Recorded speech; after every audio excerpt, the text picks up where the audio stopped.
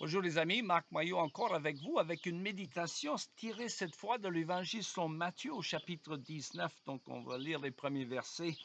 Après avoir donné ses enseignements, Jésus quitta la Galilée et se rendit dans la partie de la Judée située de l'autre côté du Jourdain. Des grandes foules le suivirent et guérit les malades. Des pharisiens s'approchèrent de lui avec l'intention de lui tendre un piège. Ils lui demandèrent: un homme a-t-il le droit de divorcer d'avec sa femme pour une raison quelconque? Il leur répondit: n'avez-vous pas lu dans les Écritures qu'au commencement, le Créateur a créé l'être humain, homme et femme, et qu'il a déclaré: c'est pourquoi l'homme quittera son père et sa mère pour s'attacher à sa femme, et les deux ne feront plus qu'un. Ainsi, ils ne sont plus deux, ils font un. Que l'homme ne sépare donc pas ce que Dieu a uni. Mais les pharisiens objectèrent: pourquoi alors Moïse a-t-il commandé à l'homme de remettre à sa femme un certificat de divorce quand il divorce avec elle, hein?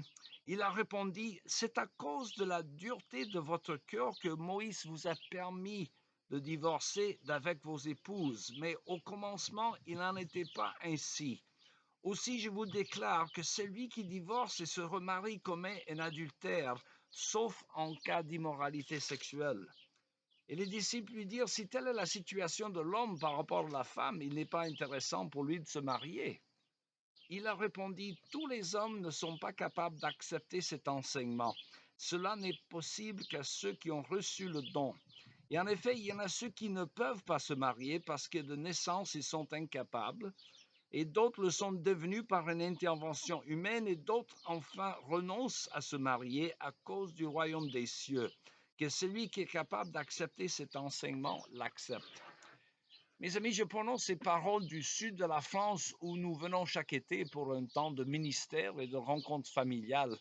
Et nous constatons que malgré les différences culturelles manifestes avec nos États-Unis d'Amérique, la situation de la famille, le fondement de toute société, est plus que précaire, autant en France qu'aux États-Unis.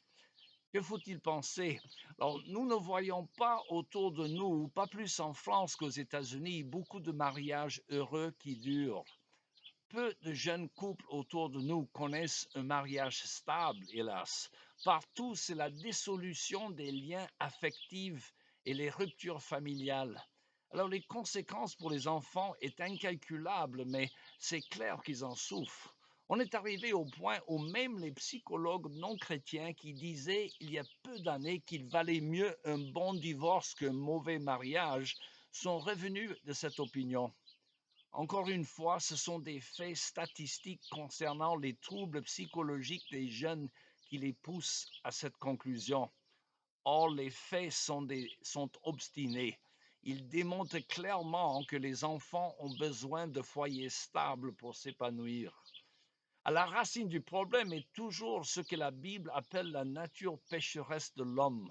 Cela se traduit différemment selon les gens, mais j'ai vécu assez longtemps pour constater qu'à l'état naturel, la majorité des hommes ont tendance à être des monstres d'égoïsme, n'est-ce pas, mesdames? Et la majorité des femmes sont éternellement insatisfaites, n'est-ce pas, messieurs? D'où l'importance d'avoir le secours de Dieu pour pouvoir s'entendre. L'effritement progressif du mariage, cette institution fondamentale de toute société, vient, à mon avis, de la négligence donc des couples qui ne fondent pas leur union sur une foi mutuelle en Christ, ainsi qu'un engagement solennel à le prier pour avoir la grâce de surmonter les difficultés que nous rencontrons dans ce monde déchu. Alors, d'aucuns sont sceptiques. Que dire de la génération d'après-guerre et les couples qui sont toujours mariés et même souvent heureusement mariés sans pour autant être enracinés dans la foi chrétienne?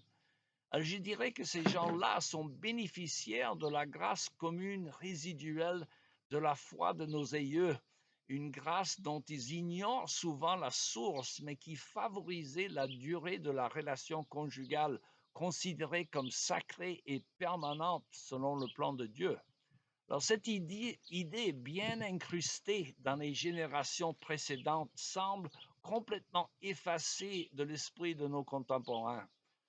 Une autre statistique importante que beaucoup ignorent, on constate que 2 tiers des couples qui passent par des difficultés dans le mariage se portent mieux 5 ans plus tard quand ils ont la sagesse de s'accrocher et de rester ensemble.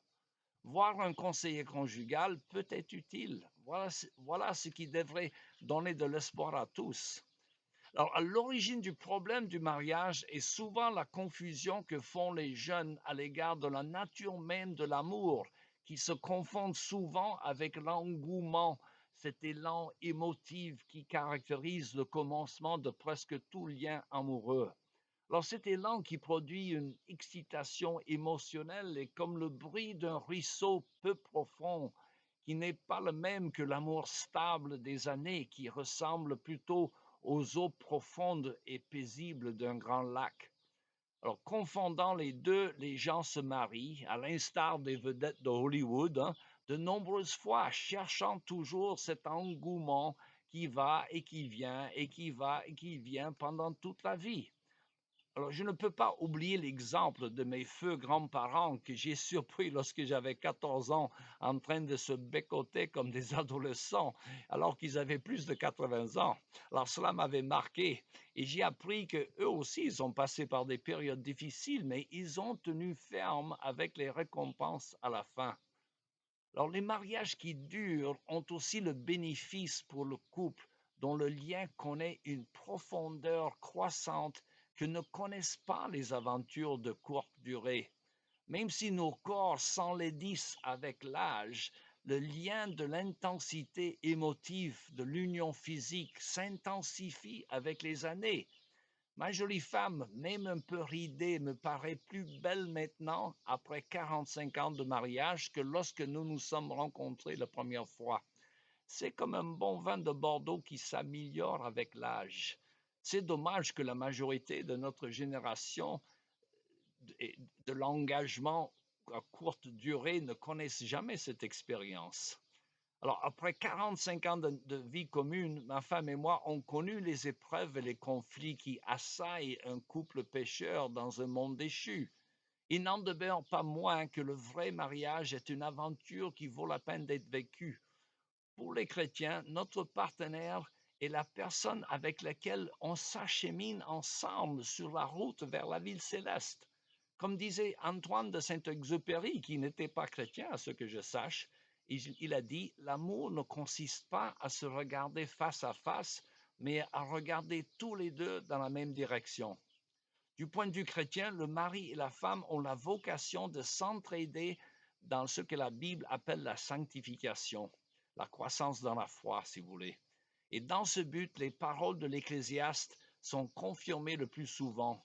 C'est que deux valent mieux qu'un, à supposer que vous allez toujours dans la même direction, la ville céleste, qui est la destination finale pour les chrétiens. D'où l'importance des chrétiens de se marier avec un autre chrétien. Et enfin, comment faire pour que l'aventure qui est le mariage puisse parvenir au but? Il faut commencer par reconnaître ses faiblesses et ses limitations personnelles. Presque, presque tout peut se supporter dans le mariage, sauf l'adultère, le seul péché qui justifie la dissolution du couple d'après le Seigneur dans le texte que nous avons lu de Matthieu 19. Et même dans ce cas-là, la dissolution du lien n'est pas obligatoire, car on connaît des cas d'infidélité où la repentance a restauré profondément l'union. Alors, conscient de nos faiblesses, cela nous pousse à solliciter avec d'autant plus d'empressement la grâce du Seigneur Jésus qu'il donne à tous qui ont la sagesse de la lui demander.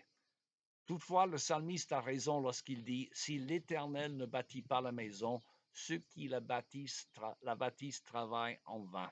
Voilà, il me reste qu'à vous souhaiter une bonne journée et à la prochaine.